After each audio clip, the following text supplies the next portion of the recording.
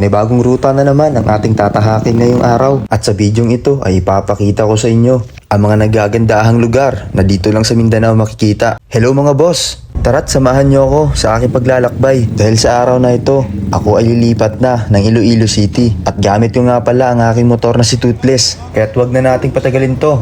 Let's G! August 4 ng gabi, huling tambike na namin ni Toothless dito sa Caltex ng 7-Eleven Jensen. At sinulit ko talaga ang pagkakataong ito na makasama at makabanding ang aking mga ka-CB boys. August 5, 2025.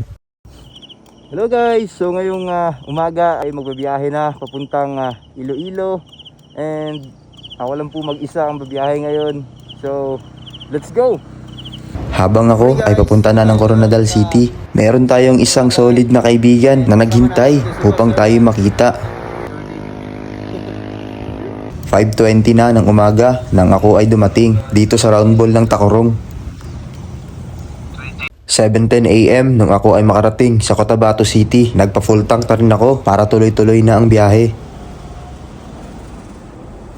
Mag-aalas 9 na nung ako ay makarating sa Maguindanao del Norte. At ayun, hindi ko na pinalampas na kumuha ng mga videos dito dahil sa napakaganda nitong structural design.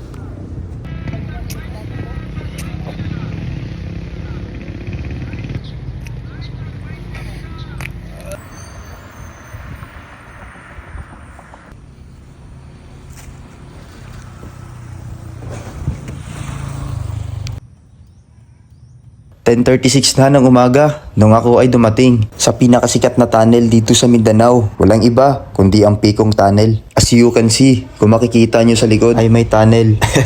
Joke lang, malamang may tunnel talaga dito. Marami talaga ang nagpupunta dito upang magpa-picture lang at di ko na pinalampas at kumuha na ako ng mga videos dito.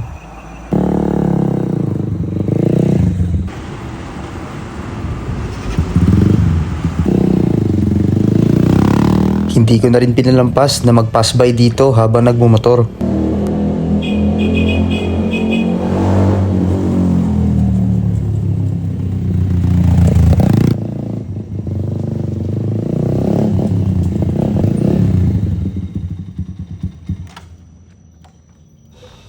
TikTok muna sa Gedli. Nang may makita akong 7-Eleven ay nagdali-dali na akong kumain kasi napakagutom na. Napakauhaw. Mahigit 1 oras ang aking pahinga. Time check. Magwa 1:20 na ng hapon nang ako ay dumaan dito sa Pangil Bridge. Sayang at under construction pa. Hindi na tuloy ako nakakuha ng mga videos. Sayang talaga. Mag-aalas 6 na ng gabi. At sa wakas, ako ay nakapunta na rin dito sa Port of Dapitan, kung saan kami ay sasakay ng Ruro ni Toothless. At ayun, ako ay kumuha na ng ticket upang makapasok na sa port. Pagkatapos ng maipark ni Toothless ay agad na ako umakyat sa taas upang magpahinga na.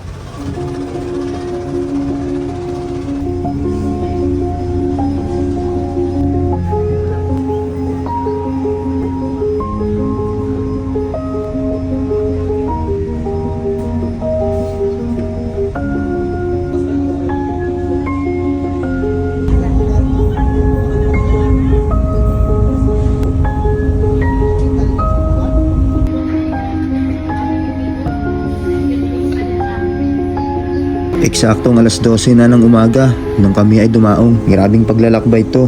Nakarating na ako ng Dumaguete City gamit lang ang motor.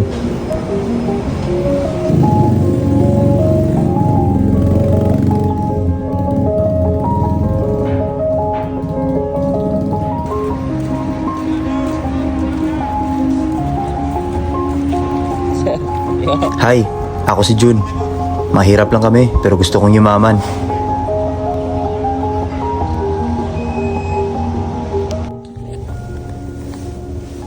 Hi guys, kakarating ko lang ng Dumaguete and ngayon magpapahinga muna tayo. Sobrang nakakapagod pero napakasarap at napakasaya ng experience. Kita kits, Dumaguete City, Part 2.